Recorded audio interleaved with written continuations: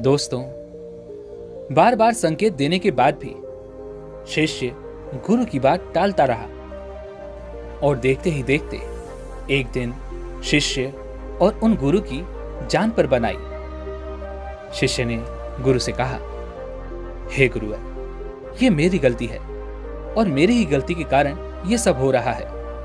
आप मुझे सजा दीजिए और मुझे ये भी समझाइए कि आखिर हम कामों को क्यों टालते हैं। गुरु ने कहा, नहीं, इस बार मैं तुम्हें कुछ नहीं समझाऊंगा, बल्कि इस बार तुम खुद ही अपने मन के भीतर झांको, खुद को जानो और मुझे भी उपदेश दो कि आखिर कोई भी व्यक्ति अपने जीवन के जरूरी काम को क्यों टालता है। यह कहानी है एक गुरु और दो शिष्यों की। गुरु और शिष्य पहाड़ की तलहटियों में एक छोटी सी कुटिया में रहा करते थे।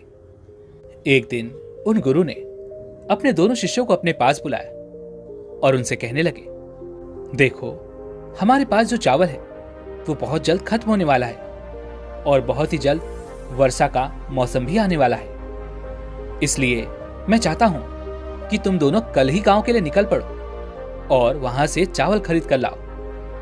दोनों शिष्यों ने गुरु की बात मान ली और वे दोनों अगली सुबह सूरज की पहली किरण के साथ ही गांव की ओर निकल पड़े। लेकिन केवल कुछ ही समय के बाद वे दोनों शिष्य वापस आश्रम लौट आए।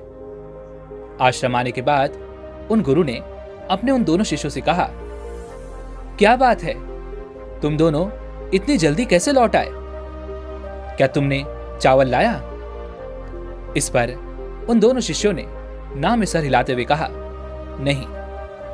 तभी वह गुरुवर उन दोनों शिष्यों से कहते हैं, आखिर तुम दोनों खाली हाथ क्यों लौट आए?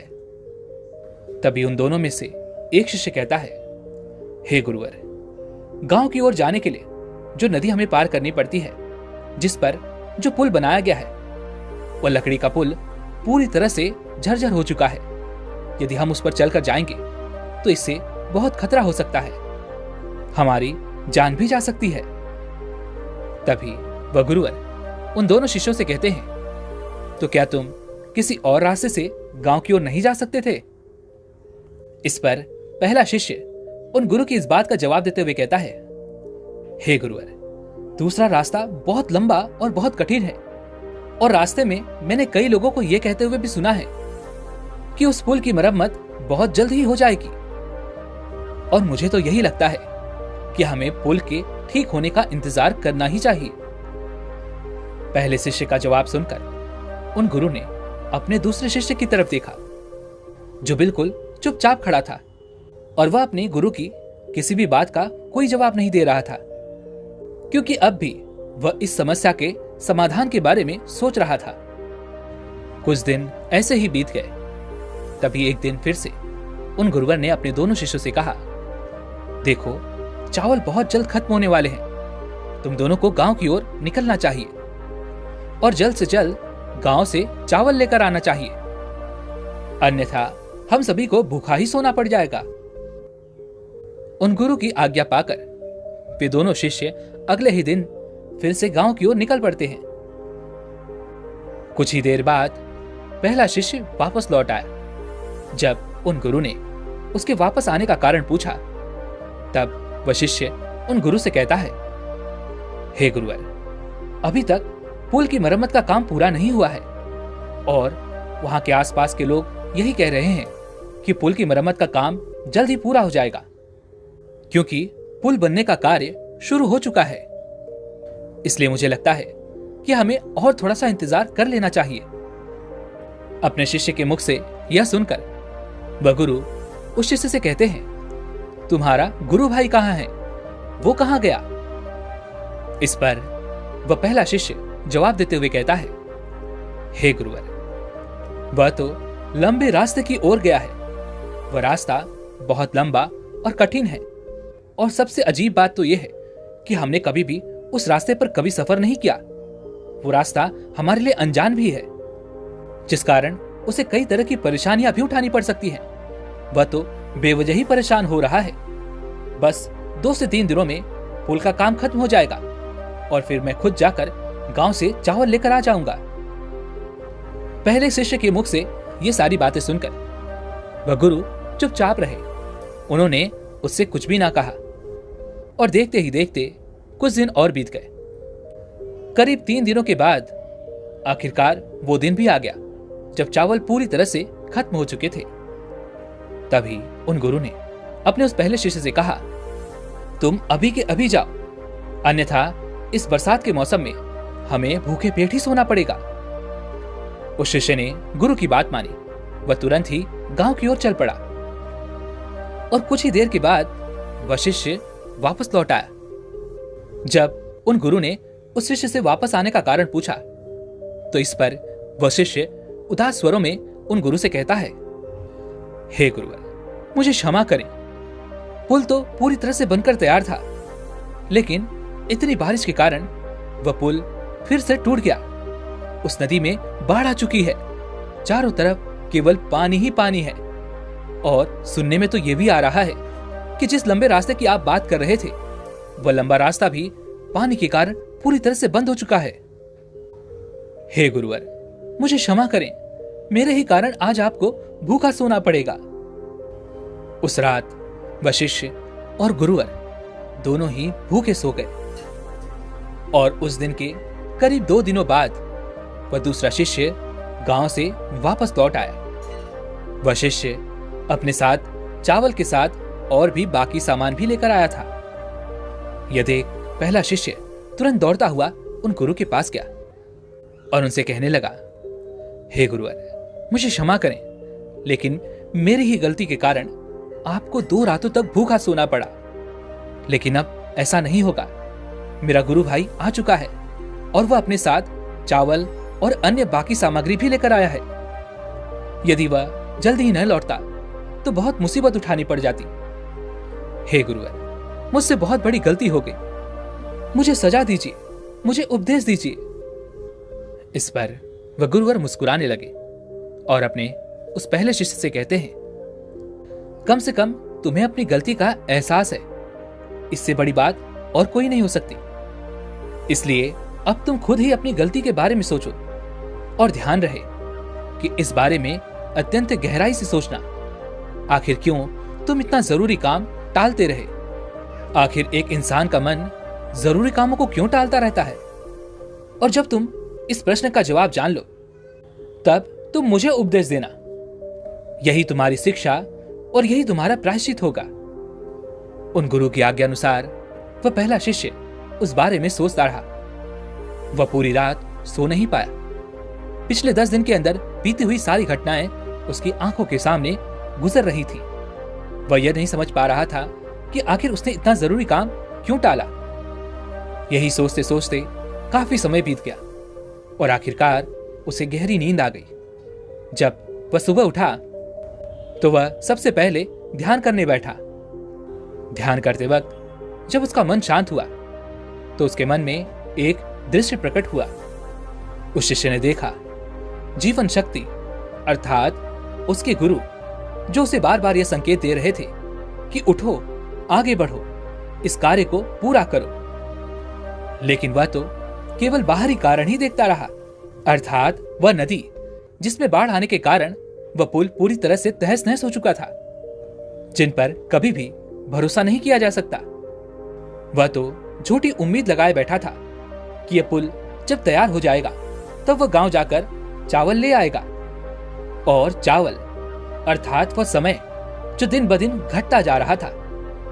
और आखिर में उसे यह दिखाई दिया कि मैं ही वो इंसान हूं जो अपने मन के वश में आकर इन जरूरी कार्यों को टालता रहा। वह तुरंत ही ध्यान से उठा और उसने सारी बातें जाकर अपने गुरु को बताई। इस पर वह गुरु मुस्कुराने लगे और उन्होंने अपने उस शिष्य से कहा, यह तो बहुत अच्छी बात है, तुमने सूक्ष्म दृष्टि से इस ज्ञान को अर्जित किया है, इसलिए तुम और ध्यान में गहरे उतरो, तुम्हें अवश्य ही इस प्रश्न का जवाब मिल जाएगा। शिष्य एक बार फिर से बैठकर यह सोचने लगा कि चावल लाना अत्यधिक जरूरी काम था, फिर भी मैं उस कार्य को क्यों टालता रहा।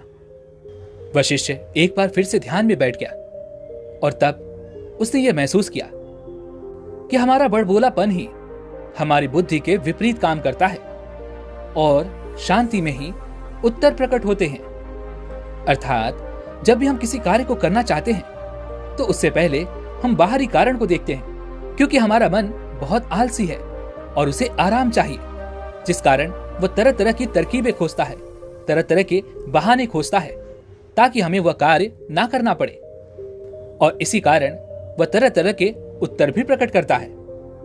लेकिन जब हम शांति से एक जगह बैठ जाते हैं और उस समस्या पर विचार करते हैं तो हमें उसका उत्तर जरूर मिलता है। वह कुछ देर और इसी तरह से ध्यान में बैठा रहा, तभी उसके भीतर एक आवाज आई कि मन कठिन काम को इसलिए टालता है क्योंकि उसे अंदर ही अंदर यह लगता है कि वह इस कार्य को नहीं कर सकता। यह कार्य करके उसे कोई लाभ नहीं होने वाला, जिस कारण वह हमारे भीतर तरह तरह की तरकीबें और तरह तरह के बहाने पैदा करता है और हम उस कार्य से बचना चाहते हैं। इसी कारण हम उस कार्य को टालने लगते हैं। तभी उस शिष्य ने एक और बात का अनुभव किया। वह मन ही मन यह सोच रहा था कि जिस लंबे रास्ते की बात गुरुवर कर रहे हैं वह रास्ता तो बहुत कठिन और लंबा है। उस रास्ते पर मैं नहीं चल पाऊंगा, क्योंकि मैं मेहनत करने से बचना चाहता था। मैं उतने लंबे रास्ते से गांव जाने के लिए बचना चाहता था। कुछ देर और शांत रहने के बाद वह शिष्य अपने आप ही अपने मन से ही कहता है, शायद उस रास्ते पर उस जंगल से भी मुझे डर लग रहा था जहां पर चोर और जंगली जानवर रहते हैं। इसी कारण मेरा मन कम जोखिम वाले रास्ते को अपनाना चाहता था, अर्थात वह पुल। और इसी कारण मैं उस पुल के बनने का इंतजार भी कर रहा था। तभी उसे इस बात का एहसास हुआ कि काम टालने के पीछे जो डर होता है वो हमारे अंतर मन में ही छिपा होता है। ध्यान में और गहराई में उतरने की वजह से उस शिष्य ने एक और साफ साफ दृश्य देखा। उस दृश्य में उसने ये देखा कि जो सबसे कम जोखिम वाला रास्ता था, अर्थात वह पुल, जो सफर शुरू होने के पहले तो दिखता है, जिससे हमें यह एहसास होता है कि हम बहुत जल्द उस कार्य को कर लेंगे। यह कार्य इस पुल के द्वारा बहुत आसान हो जाएगा। लेकिन वास्तविकता में वह पुल हमारे डर का ही एक प्रतिबिंब है। इसका अर्थ यह हुआ कि हमें खुद पर ही शक है। हम खुद पर ही विश्वास नहीं कर पाते कि हम लंबे रास्ते को भी तय कर सकते हैं और अपनी मंजिल तक पहुंच सकते हैं। वास्तविकता में यदि आप इसकी गहराई तक जाएंगे तो आपको इसका एक ही जवाब मिलेगा। असल में कोई भी व्यक्ति किसी काम को नहीं टालता, बल्कि एक व्यक्ति खुद को आगे बढ़ने से रोकता है, नए सफर पर चलने से रोकता है, खुद को नई मंजिल पाने से रोकता है। यदि आप भी चाहते हैं कि आप भी छोटे रास्ते से आगे बढ़ सकें, तो ये आपको आपके अनुभव और आपकी बुद्धि के कारण ही मिल पाएगा। हमारी बुद्धि और अनुभव ही वो पुल है जो हमारे सामने शॉर्टकट के रूप में प्रकट होते हैं। इतना कुछ जानने के बाद वह शिष्य बहुत प्रसन्न हुआ, लेकिन अब की बार वह अपने गुरु के पास नहीं गया, बल्कि उसने अपने आप से ही एक और सवाल किया कि आखिर इस डर के बारे में मैंने पहले क्यों नहीं सोचा। जब मैं उतने जरूरी काम को टाल रहा था तब मैंने अपनी इस गलती का एहसास क्यों नहीं किया। तभी उसके भीतर से एक और आवाज आई और वह यह थी कि यह तो मन के शांत होने पर ही संभव है, क्योंकि जब हमारा मन शांत नहीं होता तब हम किसी भी प्रकार के निर्णय नहीं ले पाते। जब हमारे मस्तिष्क पर कोई डर हावी होता है या परिस्थितियां हावी होती है तो हम कभी भी मन को शांत नहीं रख पाते, और यही कारण है कि हम उन परिस्थितियों के सामने हार मान लेते हैं, उन डरों को अपने ऊपर हावी होने देते हैं। इसलिए हम डर का असली कारण अर्थात काम को टालने का कारण भी पहचान नहीं पाते। तभी उस शिष्य ने खुद से ही कहा, यदि मैं उस डर का कारण समझ जाता तो मैं उस दूसरे शिष्य के साथ जरूर जाता, या फिर किसी और व्यक्ति को लेकर मैं चावल की खरीदारी के लिए अवश्य जाता, लेकिन इस कार्य को कभी न टालता। इतना कुछ जान लेने के बाद वह शिष्य अपने गुरु के पास पहुंचा और उसने अपने गुरु से कहा, हे गुरुवर, 2 दिनों तक शांत रहने के बाद मैंने इस प्रश्न का जवाब जान लिया है कि आखिर मेरे काम टालने के पीछे क्या कारण था। इस पर वह गुरुवर उस शिष्य से कहते हैं तो तुमने क्या जाना? इस पर वह शिष्य कहता है, हम मनुष्य के भीतर किसी भी काम को करने से पहले मन के भीतर एक डर होता है और उसी डर के कारण हम किसी भी कार्य को टालते हैं और इसी कारण हम किसी भी कार्य को करने से बचना चाहते हैं। लेकिन अगर हम इस कार्य को करना है तो हमें शांत रहकर अपने मन से इस डर को निकालना होगा, तभी हम उस कार्य को आसानी से कर सकेंगे।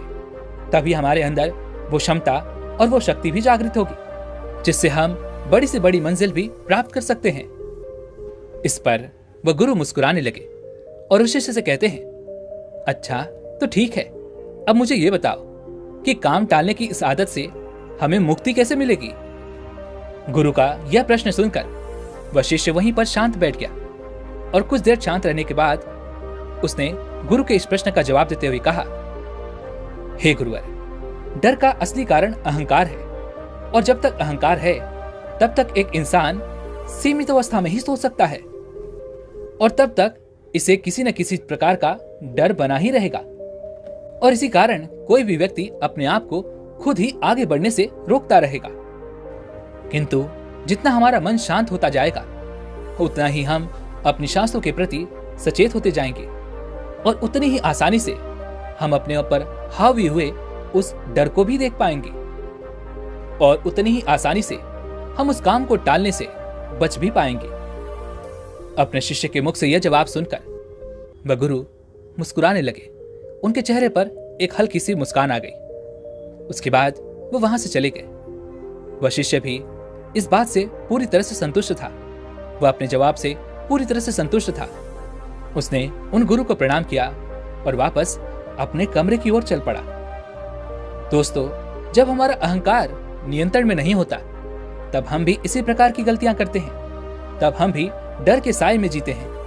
और यदि आप भी इस डर से निकलना चाहते हैं, अपने आप को इस डर से मुक्त करना चाहते हैं और अपने बड़े से बड़े लक्ष्य को प्राप्त करना चाहते हैं, तो आप हमारी ज्यादा सोचने वाले लोग ये वीडियो देख सकते हैं, जिसके अंदर आपको ये समझ में आएगा कि आपका एक निर्णय लेना कितना महत्वपूर्ण होता है, जिससे आपका पूरा जीवन संवर सकता है।